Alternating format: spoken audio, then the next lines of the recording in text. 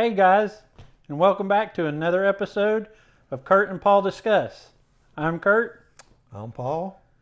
And today, on this episode, we're going to discuss Solo.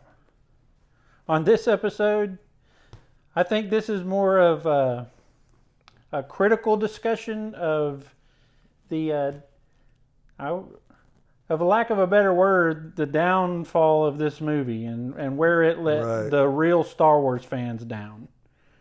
So, Paul, in your opinion, was this Star Wars level movie?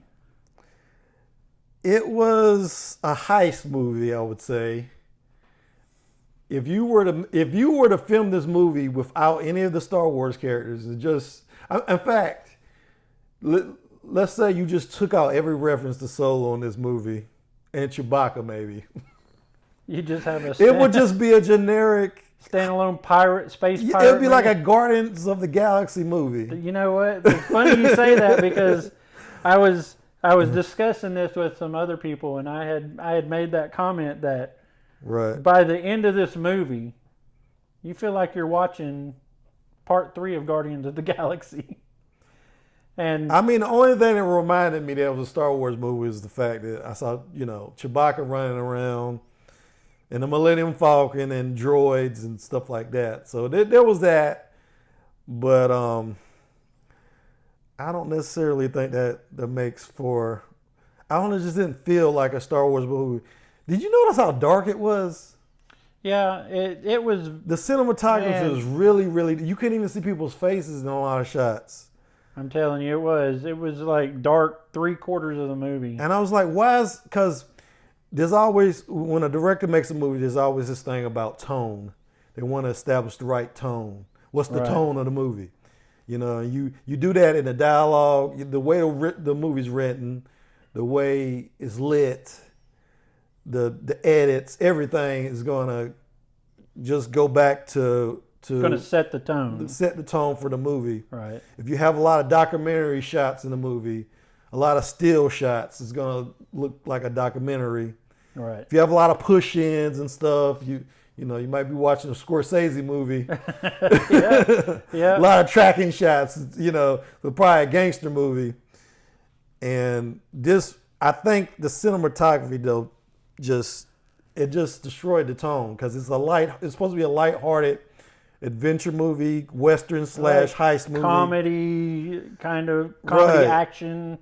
That's what they were going for. And I want to get your take on this. Uh-huh. I want to ask you, because of your background in film, I want to ask you, what do you think of the choice of directors for this movie? And can you tell the audience who directed this movie? Originally it was Chris Miller and Phil Lord. Right. Who did the Lego movie. Oh man, they're awesome. They're awesome. They're awesome directors. And I think they were chosen because they wanted that kind of offbeat, comedic style to the movie. But I think it conflicted because what I heard was they were doing a lot of improv. Right. And they were not following the script. Well, they had the star power to achieve that in here, but it got lost somewhere in the mix, in my opinion. Well, we didn't see their version. We saw Ron Howard. Howard was brought in and replaced him. He was pretty much told by Kathleen Kennedy, the producer and head of Lucasfilm, he was told to follow the script because these guys were not following the script. And 70%, when he came on, 70% of the movie had already been shot. What? So it's really their film with him finishing. Well, they reshot. They said they reshot most of it because I think they said it was about 70% done, but they went back and reshot, and of course it went over budget. Yeah. So who knows how much of their film remains. Well, Ron Howard is not known for being a budget-friendly director, is he? I mean, you look at some of his films; they're just huge productions. Yeah. And this is no different. I mean, now, granted, and I'm going to say this because I like Ron Howard. Mm-hmm. I mean, I like him as a director.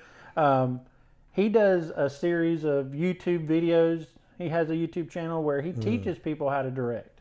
Okay. You know, and he's a very smart man. Very smart man. Very smart man. When you tie somebody's hands like that, when you tie their hands and you're saying, you're asking a creative, somebody whose job it is to be creative and to express their artistry, and you tie their hand and say, you know, I want you to do this, but do it this way. I mean, what do you expect? Well, from what I've read, Chris Miller and Phil Lord, their directing was so bad that the star, what was his name? Arlen? It was, hold on, I have it right here. Alden Ehrenreich. Now, I might have said that wrong. Please don't destroy me. Have problems. It's like every time we do a movie now, it's like everyone in the cast has these weird names we can't pronounce. Why can't it just be like Bob Jones or something? Right. But Alden Ehrenreich, and a little tidbit with that. There were 3,000 actors that auditioned for Solo, and he won. But he did complain. He did complain about their because they were making him do multiple takes. Right. And he didn't really know, they wasn't really giving him the direction he needed to pull this off. So. Well, maybe that's the reason for the director change. Right. I mean, this was a star-studded cast. You had some big names, and you had Woody Harrelson, you had Emilia Clarke from Game of Thrones, who I'm kind of getting. Donald Glover, isn't that? Donald Glover was great. Yeah, I have to say, compared to the guy who played Solo, I won't even try to say his name again. He was. I just called him Alden. From this point forward. Compared to Alden, I felt like he was more Lando. Never, at no point during this movie did I think, "Ooh, this is a young Harrison Ford," because there's precedence for this being done. They did this young Harrison Ford thing with Indiana Jones, right? They had River Phoenix playing him in, what was that movie, Last Crusade? The Last Crusade. So we have precedence to how you cast a young Harrison Ford, and he did not come anywhere close.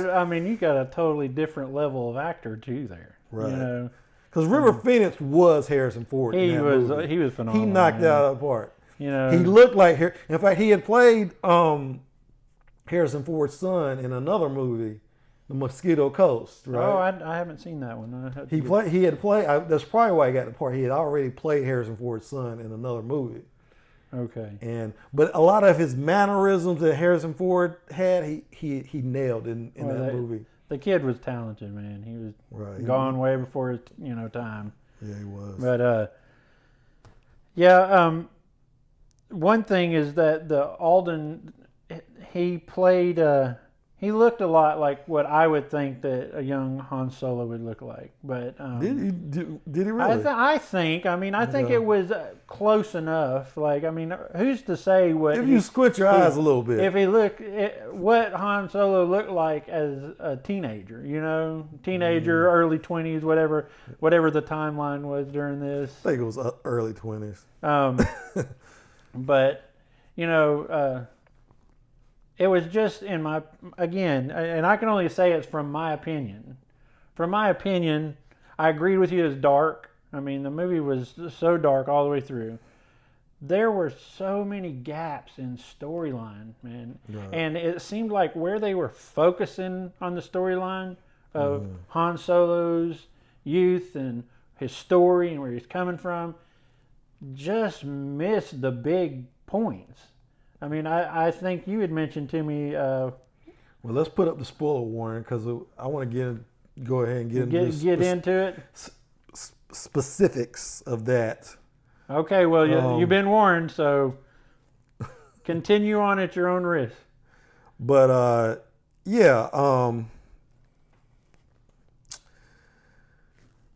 there were some. No, you go ahead. Well, finish your point. Like I said, you and I had discussed this, and it was like, and I've read a lot of the critiques to this film as well, and most of the diehard I mean, diehard Star Wars fans they're some of the toughest. It's one of the toughest fan bases in the world, and if you miss the point on that, or you miss what you're shooting for, they're gonna let you know. And it was like the whole scene of where he gets his name. It was just like somebody just decided off the cuff. He's gonna be trying to run from somebody, and this is how he's gonna get away. And it just left so much to be desired. And you're talking about that scene where he's applying to the, what is it, the Imperial Navy? Or, yeah, to be a pilot. To be a pilot. But that wasn't his plan. I mean, him and Emilia Clarke's character were trying to escape. Right. And the thugs were closing in on getting him. And so he was like, well, this is how I'll get away.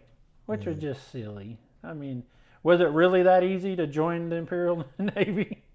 Well, he has that scene where it was kind of on the nose with his name, because the Imperial officer asks him what your name is, and he says, well,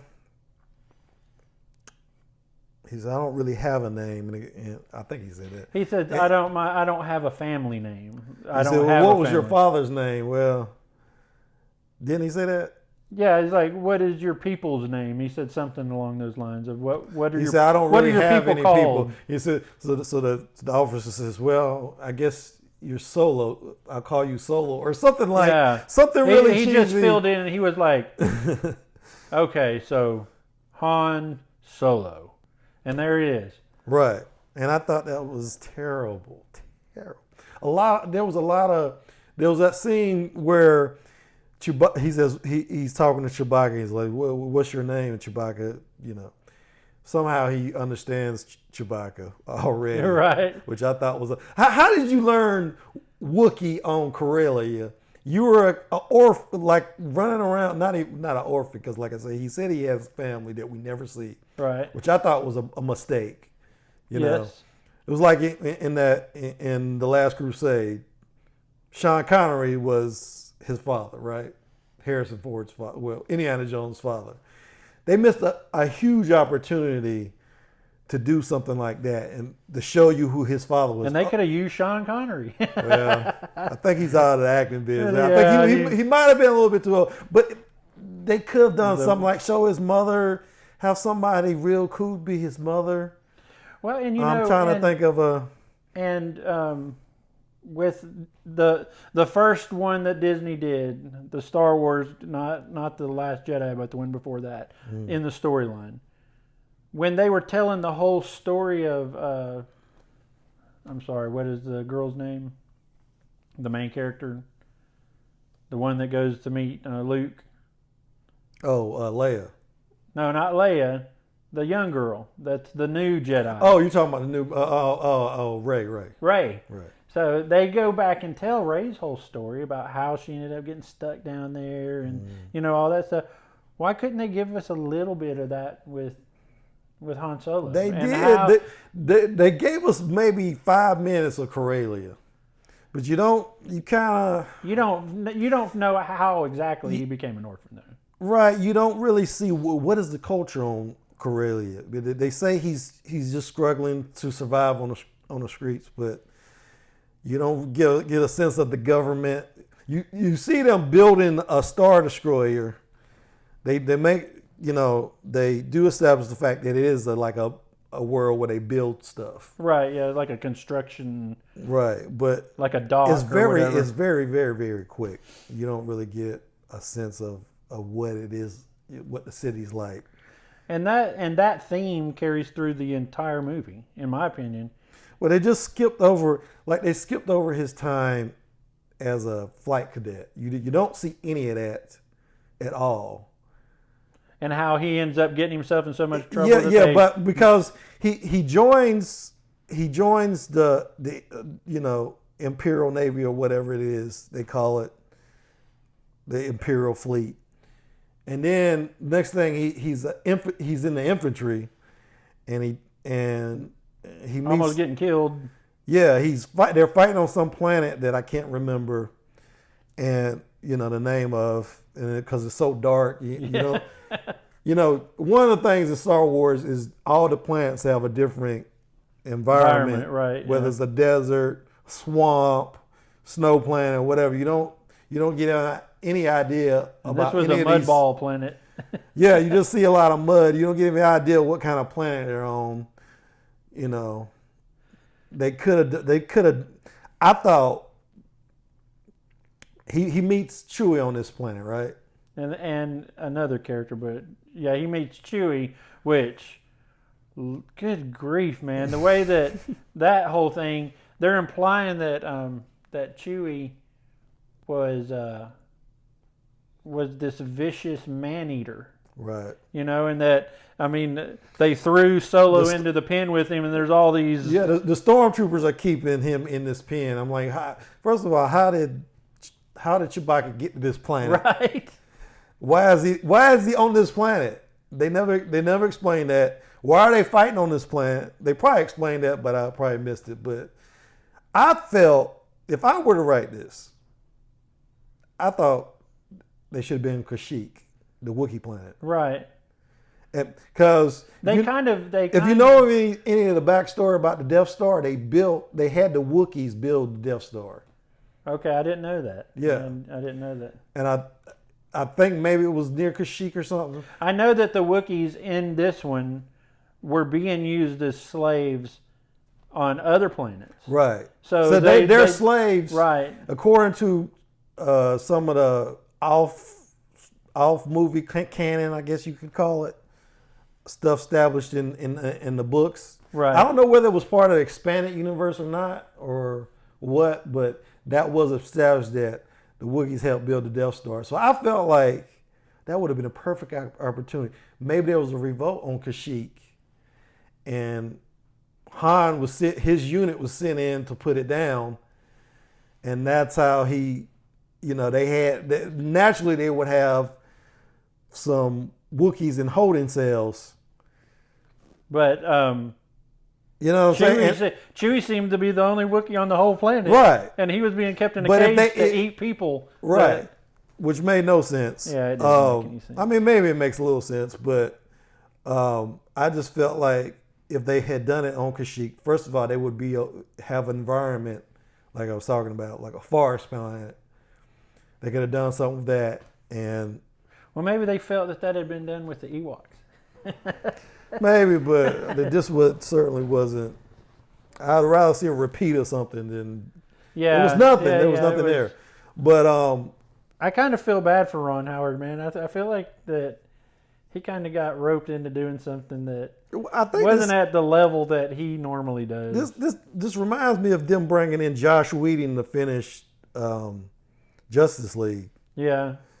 I think whenever you're brought in as a replacement director, you're walking into something that you really can't win because, first of all, people already have made their mind up, Well, if the movie, what happened with that movie when it came out and nobody liked it, everybody was clamoring for the who's the other guy? The Zack Snyder cut. Yeah, Snyder, yeah. We want the Zack Snyder cut. And apparently there was a Zack Snyder cut, but it was so bad that, and he was dealing with some personal issues. His daughter had committed suicide, but it was so bad that they brought in Josh Whedon, and he just threw out most of it and reshot that movie. And they were probably over budget. Yeah. When you have to start reshooting a film, it doesn't bode well for the budget, I'm sure.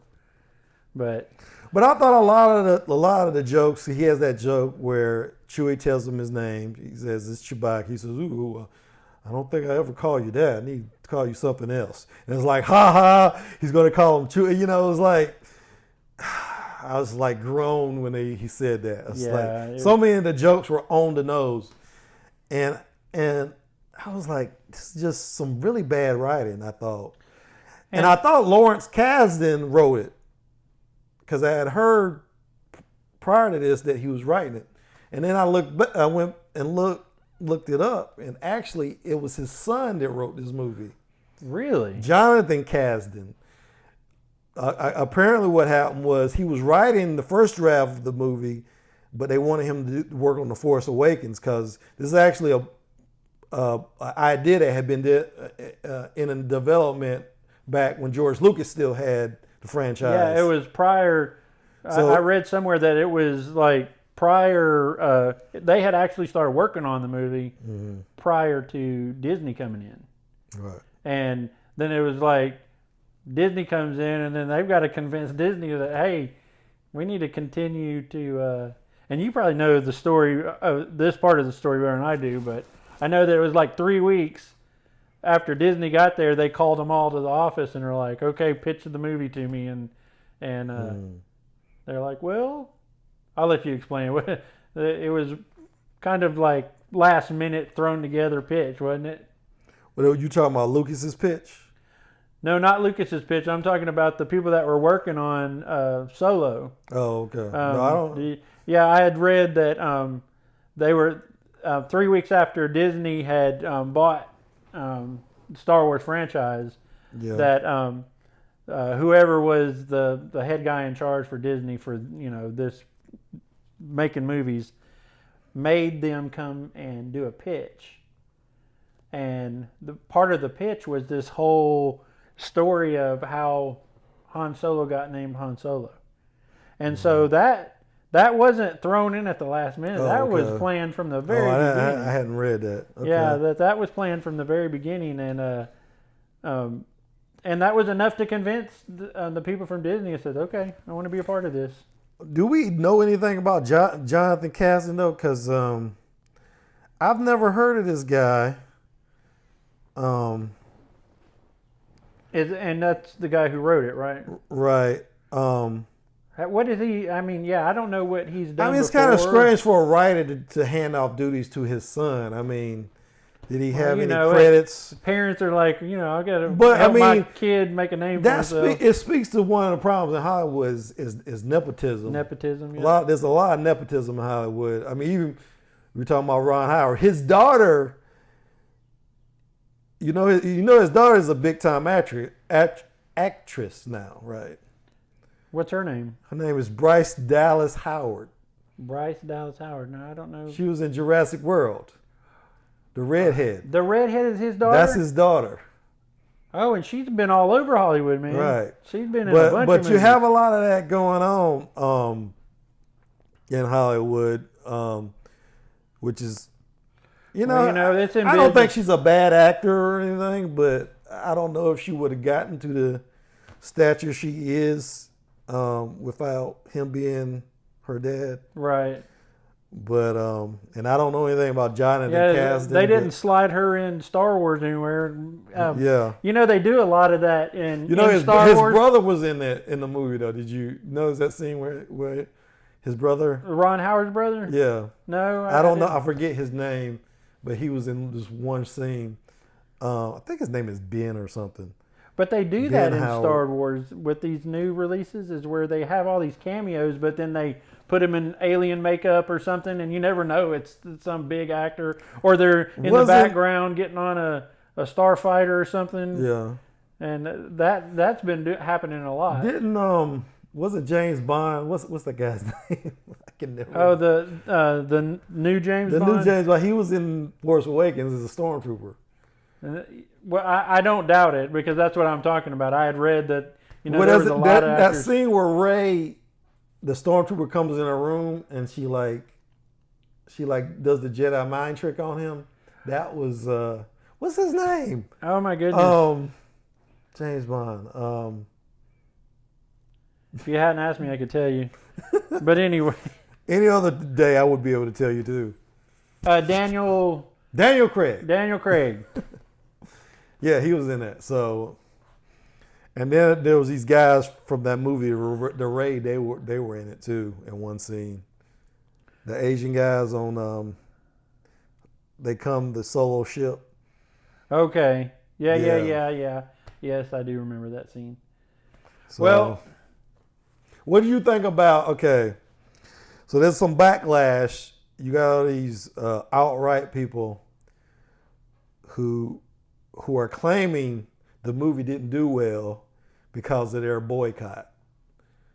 What do you think about that whole Well, controversy. I just saw the latest numbers for it, and I don't know a single director out there that wouldn't call $351 million a success. Exactly. So I mean, so but it is losing money, but you have to kind of put an asterisk next to that. It's losing money because they had to reshoot so many scenes, and it went. It's like it went way over budget. Right. So they ended up. What do you know what the final cost of it was? I think I've read it was about 250 million. And that's with everything. Well, then you gotta factor in. No, that's not everything. I mean, that doesn't include the marketing that they did, marketing, which wasn't a lot. So they're probably what you think breaking even. They'll probably break even, but there's this whole thing on the internet. You gotta see it. Go do your own research on this and see what we're talking about, because there's a lot of different things going on. Well, they boycotted the first movie, so-called boycotted, because all these alt-right guys didn't like the fact that there was a female lead and a black lead in the movie. And supposedly... Well, those dinosaurs just need to get on the... Right. Well, okay, so this is what happened with this whole issue. They claim to be boycotting that first movie, which obviously didn't work. They say they cost... I think the official estimates that these... There was some website involved in it, some outright website. The official estimate was that they cost the movie $4 million. Out of 350, okay. No, I'm talking about the Force Awakens. Oh, okay. Their boycott of well, that movie made close to $1 billion. No, so. It made $2 billion. $2 billion, okay. Okay, so they also boycotted the next movie. That The Last Jedi. The Last Jedi has made $1.3 billion so far. So they failed. They pretty much failed in those first two attempts. Now they can't. Well, now with Solo, they're claiming like victory because supposedly it's going to lose $80 million. But like I said, that has more to do with the fact that they had to reshoot and they went over budget, and it also has I think another reason it didn't do so well was because it came out a week after Deadpool 2. Right. Because that wasn't the smartest marketing ever. Right. Because if you're going to run a movie like that while the other movie's still in the theater. I mean, it was still hot in the theaters when Solo came out, because I remember I was in the beach when I went and saw Solo, and my kids, my daughter and her boyfriend, we went to the theater. Me and my wife went to see Solo because we had already seen Deadpool. They did not, I wanted them to come with us. They was like, no, we want to see Deadpool. All right. And they're not outright people. I mean, even my daughter wanted to see Deadpool. Right. Well, I mean, in the grand scheme of things, Deadpool was way better than Solo. Exactly, but I just don't think... I don't think these people, they're saying, well, our boycott finally worked. No, your boycott did not finally work. There was those two factors in play. The fact that it was going up against Deadpool and the fact that they went over budget. But it still made, like you said, $350 million so far. And it's still in the theater. And that's what I was going to say about it, okay? The best measurement of a movie's success, is how long it runs. Okay? I've seen movies run a couple of weeks at most and get sent straight down the DVD aisle, Right. Companies are going to leave, these production companies are going to leave these movies in the theater if they're still making money. Solo's still in the theater. So you can say whatever you want to say, but it would not be taking up space in that theater's arsenal of movies if it wasn't selling tickets. It's not one of the main tentpole movies like A Force Awakens or that. Right. It's a standalone. It's kind of like Rogue One. If you look at their numbers, they're running kind of neck and neck in the amount of money they're making. And here's, in my opinion, again, here's where I think Disney is missing on these side stories. They're trying to make these side stories as big and glamorous and exciting as these storyline movies. And I don't think they need to do that. I don't think that it's necessary for them to invest all these millions of dollars and go after these huge stars and, and try to turn these side stories into movies that can hang with the storyline. Mm-hmm. I think that they could make good movies with these side stories. They could make these good movies with good stories. Right. With good writing. Spend your money on writing and developing a story and telling a story that even people that aren't Star Wars fans can get on board with. Because you're not telling the Star Wars story, really. You're doing a standalone that just happens to be a part of this universe. Right. Tell a good story, man. Tell a good story. What do you think about this controversy? These people who were supposedly boycotting, they're blaming. There's all these stories on YouTube. You can put in Kathleen Kennedy. They've zeroed in on Kathleen Kennedy, saying she ruined she's the president of Lucasfilm. Is this the Star Wars fan base that are saying this, or is this... Yeah, some of it. A lot of it, is the fan base. I think it's like I said, a lot of this boycott nonsense started with the outright, but it's moved into the mainstream fan base. And a lot of them are zeroing in on her because she's of course a woman, and she, they're claiming she's a SJW, social justice warrior. But to me, a lot of the things that people didn't like about The Force Awakens and The Last Jedi originated with J.J. Abrams. Yeah, who's a fan. Because she pretty much she did hire him, but he got free reign on developing the stories. And J.J. Abrams is big on diversity. Although, as a director, I kind of think he's a hack. I think he kind of killed Star Trek too, the Star Trek movies. I like that first Star Trek movie, but if you've seen the other ones, they're kind of bad. Oh yeah, man, I think that J.J. Abrams has some skill. He has some storytelling, but he has fallen victim to any director who has gained a modicum of success. They then become a player of the Hollywood game, and then their idea is at that point, they come in with all this, all this vision and idea, and then they turn into another Hollywood producer or another Hollywood director where they're trying to make the suits happy and make a lot of money. Because at the end of the day, I don't care who you are, you will not make another movie if your movies don't make money. Right, and his movies make money. I think the point of contention, though, is the fact, the point I was driving at was that it's not the diversity, because I didn't like The Force Awakens as much as some people did. I had problems with that. I had less problems, if you can believe, with Last Jedi, because from what I can see, the fanboys love The Force Awakens, most of them, and they hated The Last Jedi. Well, they made Luke into such a punk, man. They made who into? They made Luke Skywalker into a punk. I like what they did with Luke. I liked how they ended it. Yeah. But at first it was like, man, grow some balls, dude. Well, he was disillusioned with what had happened. Skywalker. But still, you can't write a story where a character.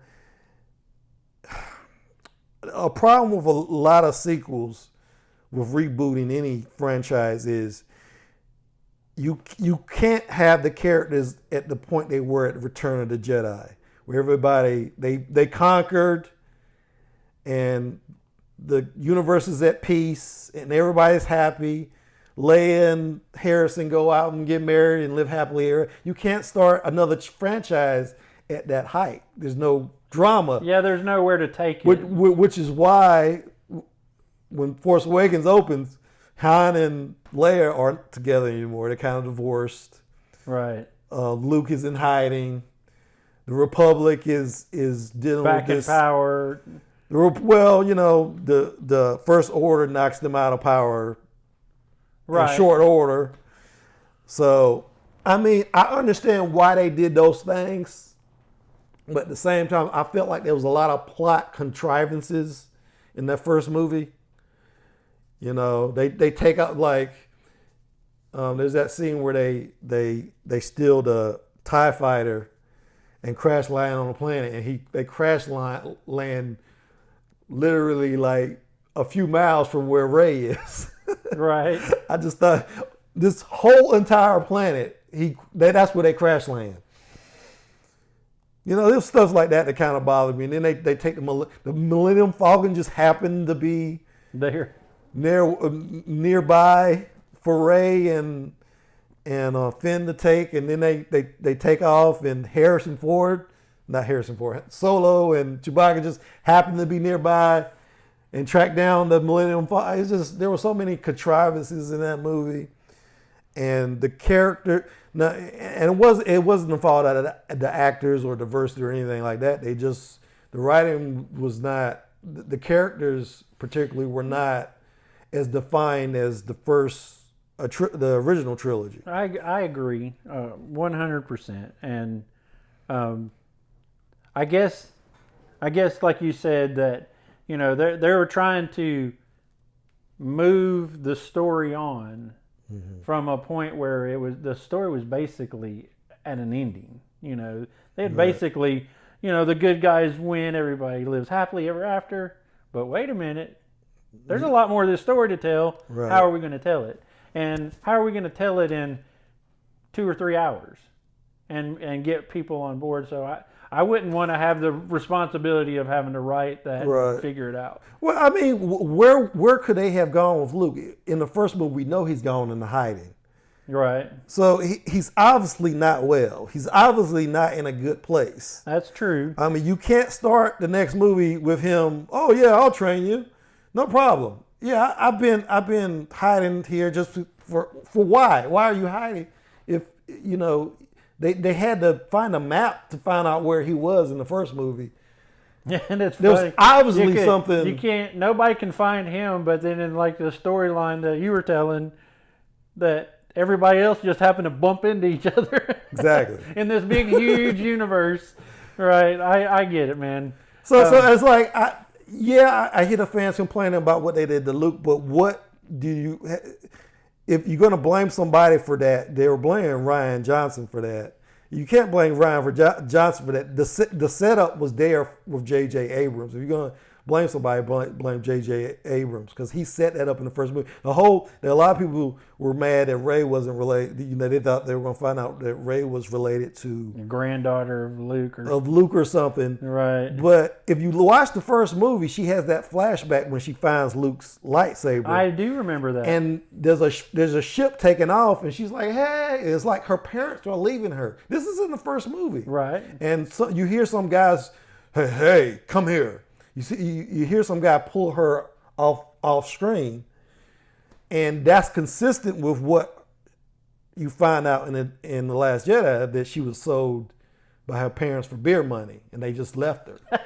Yeah. So most of everything Rian Johnson did was consistent with what J.J. Abrams had already set up. So I don't see why people are complaining so much about that. Now, I will maybe agree with them on what they did with Grandmaster Stoke, or whatever his name is. I felt like he didn't really get much of a story. The setup on him was kind of, they just what's his backstory? I mean, you don't really find out what his deal was. What's with Darth Maul in Solo? Okay, back to Solo. That's another thing. Talking about a contrived cameo appearance that didn't really make sense. From what I've heard, it made sense in context. If you watch the cartoons, the Rebels cartoon, they had 2 cartoons, right? It was Clone Wars and Rebels. And yeah, if you watch that cartoon, I guess they continued Darth Maul's story where he got robot legs or something, and then he tracked Obi-Wan down. There's some kind of storyline that they had in Rebels. I'll have to look into that because I had. Yeah. So if you considered Rebels and Clone Wars canon, that would make sense to you watching this movie. But I don't think most people, that made no sense. It was like, it confused me until I looked it up later. But I was like, this guy. But who's going to go home? I mean, unless you're a big fan of film like us, who's going to go home and start do that researching? Okay, and wrapping this up, I just want to say something about one of the challenges to Disney buying this franchise, right? And you're taking it from a fan base that started out. The first one came out in 1977, wasn't it? Mm-hmm. Somewhere around that time. And so that fan base is now middle to old age, right? Yeah. And so Disney's challenge here is to bring in a whole new set of Star Wars fans. You know, it's to convince young people that, hey, this is something that you guys can get behind.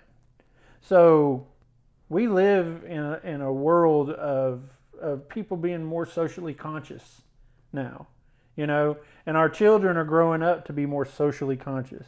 Right. So a film that lends to that, you know, being more diverse, accepting, putting women in more power roles. Well, that's what I want to ask you. What do you think about them blaming Kathleen Kennedy for this? Because they've been framing her as some kind of feminist. Do you know anything about Kathleen Kennedy? Not specifically, but I know what's going on in. Well, she was not George Lucas. She was Steven Spielberg's producer at Amblin Entertainment. In fact, I think she created it. Her and like Frank Marshall, they co-created Amblin Entertainment with Steven Spielberg. So she was his producer on almost every movie.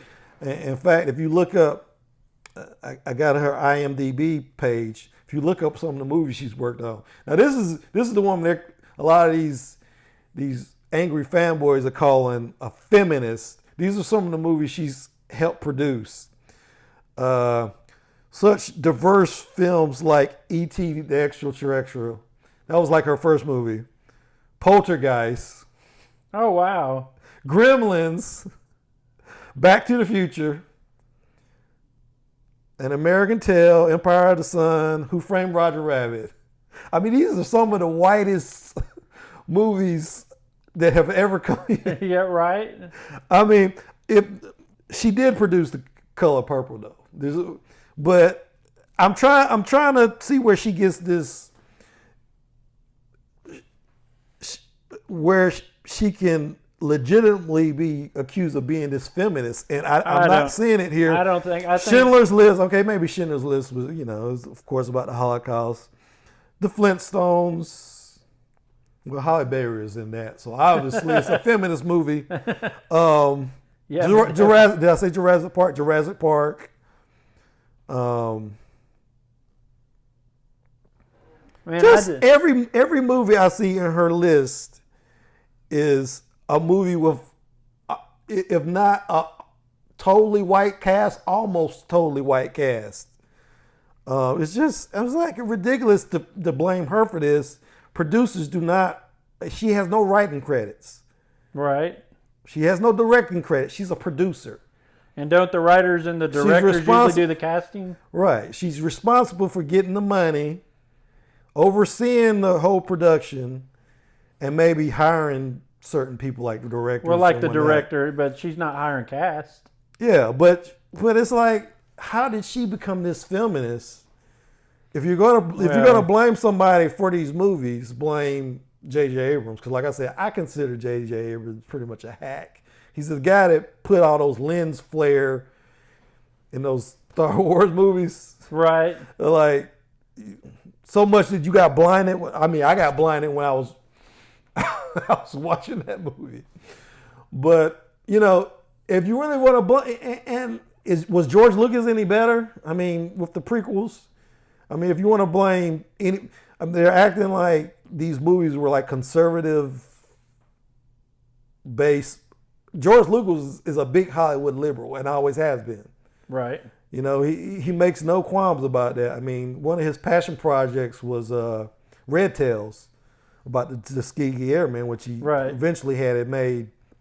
But this whole notion that these SJWs and feminists are destroying this movie, destroying the Star Wars franchise is just everything they hate about these movies can be put in the lap of some white guy, whether it's J.J. Abrams, Rian Johnson, George Lucas. Right, and I don't think it's fair that she gets attacked the way she is. Yeah. I mean, you just look up her name on YouTube. You'll see nothing but these videos slamming her for Solo, which had a white lead, right? A white male lead, which is what they've been complaining about with the new franchise, 7 and 8. Well, some of these fans you're not going to make happy no matter what you do, and they're going to have to. They want to point the finger at somebody and have somebody take the fall, and I guess it's easier for them to point it at a woman. They found a convenient woman in the mix, and now they're just like latched on to her. Oh, she's a, and I don't. And her resume speaks for itself. And her resume speaks for herself. She's not a friend of. I mean, I don't think she's a friend of.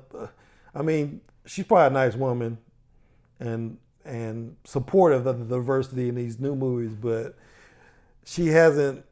Well, maybe she's got vision to see that, you know, the way that Hollywood was run before wasn't going to take Hollywood into the future.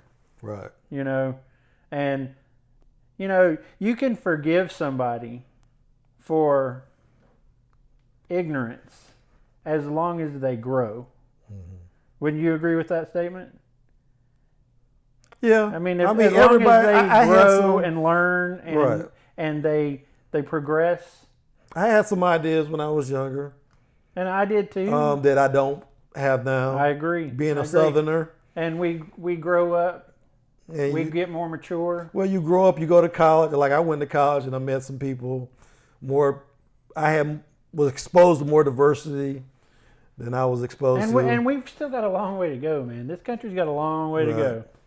But all I can do as a white dude is try to be the best person I can be. Right. And try to influence the other people in my life to be more accepting and be better people. You know, can't go back and change the past. Nobody can. But we can try to change the future. Right. And hopefully this is what's happening in Hollywood now. Is that, and you, again, remember, the original fan base for Star Wars back in the 70s is now middle-aged folks, you know. So a lot of those ideas that were prevalent back in that time, some people won't change. I can understand their criticisms, but it's not, like I said, it's not the diversity destroying it's the bad writing. Exactly. The movie was bad. I mean, fair enough. I won't say it was bad. Right, I would exactly. say it did not feel like a Star Wars movie. It was okay as a heist movie, Guardians of the Galaxy type. The jokes did not land like I thought they wish. Writing and casting were. The casting was good for a couple of people. Like I said, what's his name? Davion Glover was excellent. I don't really see Woody Harrelson as a Star Wars character. Sorry. Yeah, love the guy to death. I didn't like Amelia Clarke in this either because I just love her. I think she's been. I know you love her, but I didn't feel like she had any chemistry with what's his name again? Alden. She did not have the chemistry. I did not see the chemistry between them. And I've seen her in so much now. She was in that Terminator movie. And it's like, Woody Harrelson was also in the Hunger Games, so I've seen them in these other seen both of them in other science fiction movies. So it's kind of like seeing them in this movie was just kind of took me out of it a little bit. I would have liked to have seen the power of casting an actor to their strengths. You know, I think that Woody Harrelson fit the character. He fit the character. Did you think it's strange when they did have one black woman in this? I think the first black woman I've ever seen in a Star Wars movie, and they killed her like not even 5 minutes later. His wife, supposedly his wife that he never mourns over. Right, he just moves on. He just moves on. It's like your wife just blew herself up to save you, and you're just moving on. So I don't know whether they cut a scene or something. That should have been a red flag to his character moving forward. Right. And to what he does in the end, you know. So there were just some strange things that just didn't hit. And I think it had a lot to do with them just getting the wrong writer for this movie. Right. And having the wrong tone. Well, and they just made a lot of mistakes. Will you go see the next Star Wars movie? Of course, I'm going to see it. Of course, I'll see all of them. I wouldn't say I love them as much as I did when I was a kid. But you know, here's the thing. You know, I'm not obsessed with them the way some people are. It's just like I'm not either. All these people that say, "Oh, they ruined my childhood." No, my childhood is just fun. My childhood was not. Riveted to what happened in the Star Wars universe. Well, mine was. I mean, I was also a Star Trek fan too, though. I was big Next Generation. How did you manage that? How did you manage that? Somehow I managed to like both. Okay. I can't understand these people who have to like, oh, you can't be a Star Wars fan and a Star. You can. You can, and I would agree. I'm a fan of film, you know, right. And I'm especially a fan of good film, right? You know, of good movies with good stories. It doesn't take a lot to entertain me. I mean, I'll be quite honest with you there. I watch all kinds of what some people would consider crap, and you know that have a lot to say about how terrible it was. A lot of people didn't like the last Jurassic World. I thought it was fantastic. I thought it was a good movie. That movie is so bad. I can't even recall. That's what I'm saying, though. When a movie's so bad that it goes out of it doesn't seeps from your memory. Like you didn't. It's like I didn't even watch that movie. Well, and that's what I'm saying is, you know what I'm saying? I'm not much of a critic, and maybe this role that I'm playing here is not great because. No, it's fine. It doesn't take a lot. I'm like Kevin Smith. See, I like all movies. Right. I find entertainment in all movies. I think that's one reason why our criticisms will work, because I am more critical. I can enjoy a badly written movie, but you gotta have some kind of the spectacle has to be so dazzling that I forget about the bad writing. True. There are movies like that. I'm trying to think of a good example. Maybe those Transformer movies. If you stop to think about any of those Transformer movies, they make no sense.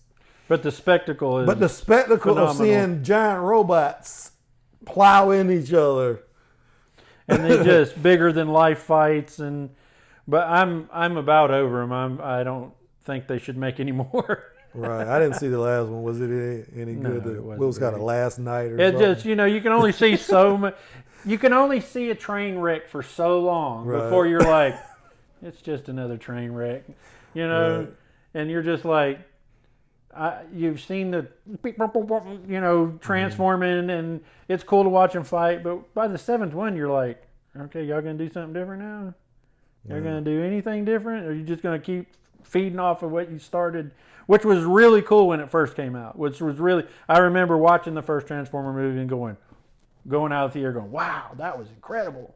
But now everybody's doing stuff like that, Raiders of the Lost Ark, if you stop to think about that movie, there's a lot of stuff that makes no sense in that movie. Oh, yeah. But the movie was just, it was so kinetic, and the action was just so grandiose. And the acting was fantastic. The acting was fantastic. Everything about it, but there's this scene in the opening where he puts his hand out and there's some kind of light activated trap. Yeah, it's like you start to think about those traps in the. It was like have to be a laser or something. Yeah, it's like what do they have, black lights or something? It's like got a solar panel in the rock. I mean, how do these traps work? It makes no sense, but you forget about that because he starts running from a big rock. The directing and action and acting and everything else is just so great that it doesn't matter.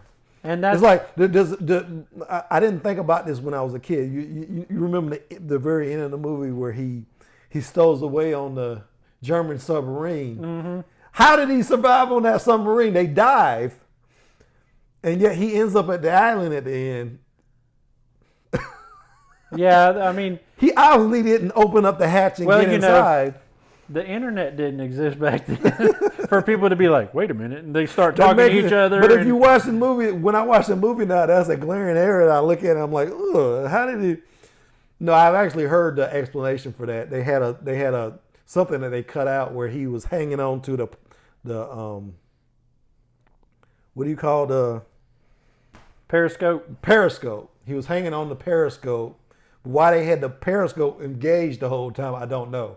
Which they were guiding themselves to but they cut out a scene where they showed them holding on to the periscope. So maybe that could have happened. But it was good writing, good directing, good acting, and it brought your eye or thoughts away from the things that didn't fit together because you're so engaged. The things that were good about it outweighed the plot holes and the things that didn't make any sense. Directors of the next Star Wars movie, go back and watch the Raiders series and learn so that the next standalone Star Wars movie can be a big success. Right. Well, guys, we could talk about this probably forever. We could. But we thank you for coming by. We hope that you enjoyed this. And, guys, we really want to know what you think of this. And so please drop some comments down. And if you like it, then show us some support. And hit subscribe and hit that little bell so that you'll know when we drop our next video. And thanks for coming along, and we'll see you next time. Thanks for watching.